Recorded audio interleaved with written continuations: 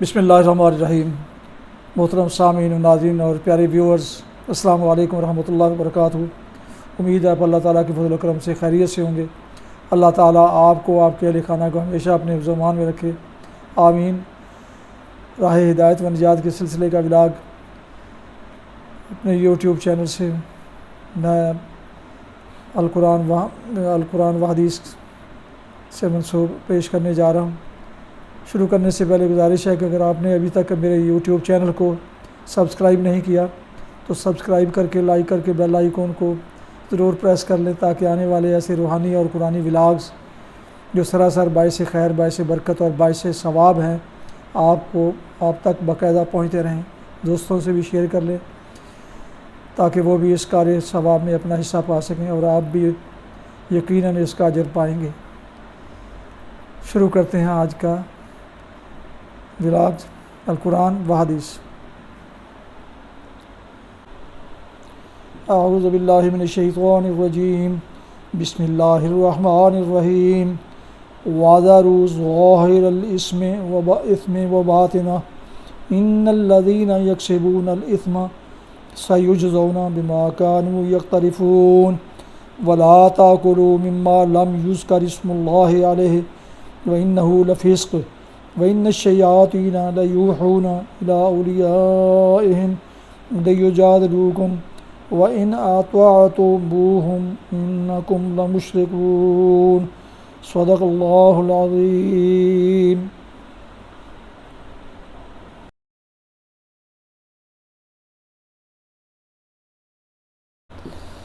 ابھی آپ نے سورہ الانعام کی آیات مبارکہ 120 اور 121 کی تلاوت سماعت فرمائی۔ اس کا اردو ترجمہ پیش کرتا ہوں۔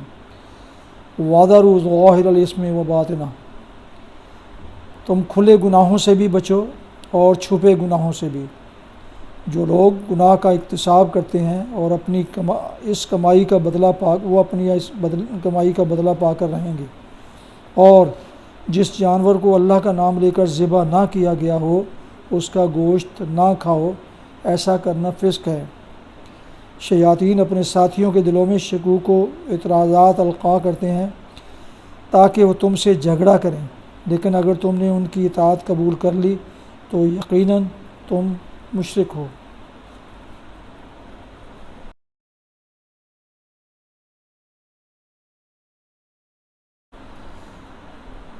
آیات مبارکہ کی تلاوت، جن آیات مبارکہ کی تلاوت کی گئی ہے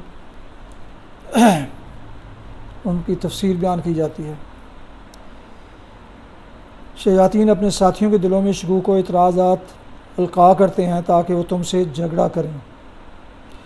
حضرت عبداللہ بن عباس رضی اللہ عنہ کی روایت ہے کہ علماء یہود و جہلاء نے جہلائے عرب کو نبی صلی اللہ علیہ وسلم پر اعتراض کرنے کے لیے جو سوالات سکھایا کرتے تھے، ان میں سے ایک یہ بھی تھا کہ آخر یہ کیا معاملہ ہے کہ جسے خدا مارے وہ تو حرام ہو اور جسے ہم ماریں وہ حلال ہو جائے۔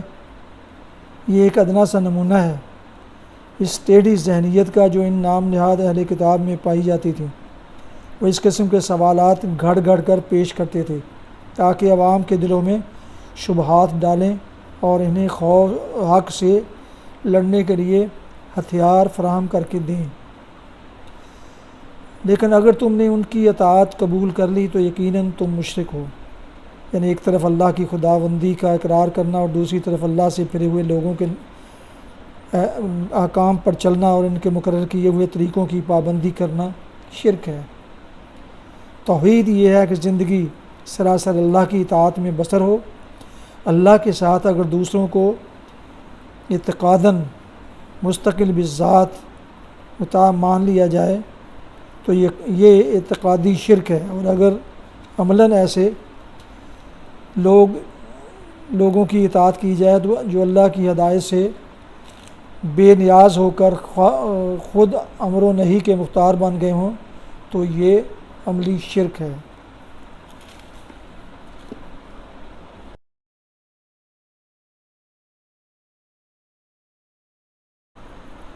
حدیث مبارکہ۔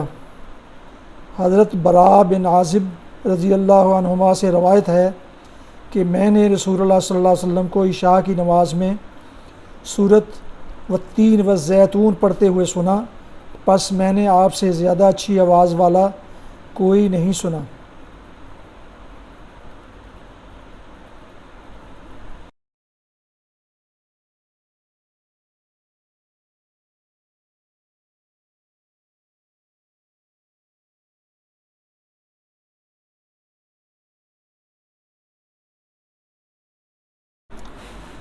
یہ تھا آج کا راہ ہدایت و نجات کے سلسلے کا ولاگ القرآن و حدیث، جس میں آج آپ نے سورہ الانعام کی آیات مبارکہ 120 تا 121 کی تلاوت، ترجمہ اور تفسیر سماعت فرمائی۔ اس کے علاوہ ایک حدیث مبارکہ بھی آپ کی خدمت میں پیش کی گئی۔ دوبارہ درخواست ہے کہ اگر آپ نے ابھی تک میرے یوٹیوب چینل کو سبسکرائب نہیں کیا تو سبسکرائب کر کے، لائک کر کے، بیل آئیکن کو ضرور پریس کر لیں، تاکہ آنے والے ایسے قرآنی اور روحانی ولاگ جو سراسر باعث خیر، باعث برکت ہیں، آپ تک باقاعدہ اور بروقت پہنچتے رہیں۔ اللہ تعالیٰ آپ کا حامی و ناصر ہو۔ اللہ تعالیٰ آپ کو، آپ کے اہل خانہ کو ہمیشہ اپنی حفظ و امان میں رکھے، آمین۔ اپنا بہت خیال رکھیے گا، اپنی دعاؤں میں پاک وطن، والدین، آباء و اجداد، اعزاء و اقارب، دوستوں کے علاوہ اس ناچیز کو بھی ان میں شامل فرمائیں تو انتہائی شکر گزار ہوں گا۔ اسی پر آج کا یہ ولاگ ختم کرتا ہوں۔ السلام علیکم ورحمۃ اللہ وبرکاتہ۔